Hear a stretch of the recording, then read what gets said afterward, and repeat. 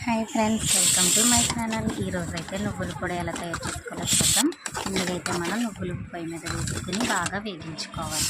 వేయించుకున్న తర్వాత ఒకసారి బౌల్లో తీసుకోవాలి. తర్వాత మనం వేరుశనగ పిక్కలు, ఎండు కొబ్బరి కూడా వేసుకుని కొంచెం దోరగా వేసుకోవాలి. ఇది కూడా వేగిపోయిన తర్వాత ఇది కూడా పక్కకు తీసుకోవాలి.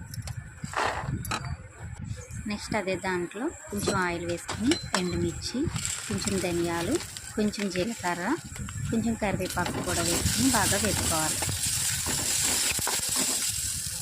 అలా వేసుకున్న తర్వాత అవి చల్లారిన తర్వాత మిక్సీ పట్టుకోవాలి. ఇందులో కొంచెం తగినంత సాల్ట్ వేసుకొని మిక్సీ పట్టుకోవాలి. చూసారు కదా ఎలా గ్రైండ్ చేసుకోవాలో. ఇందులోనే మనం ఇందాక వేపుకొని మిశ్రమాన్ని కూడా వేసుకొని అందులో కాస్త చింతపండు వేసుకొని మిక్సీ పట్టుకోవాలి. తర్వాత అందులో వెల్లుల్లి రబ్బర్ వేసుకోవాలి. తోలు తీయాల్సిన అవసరం లేదు, అలాగే వేసేసుకోవచ్చు. చూసారు కదా, నువ్వుల పొడి రెడీ.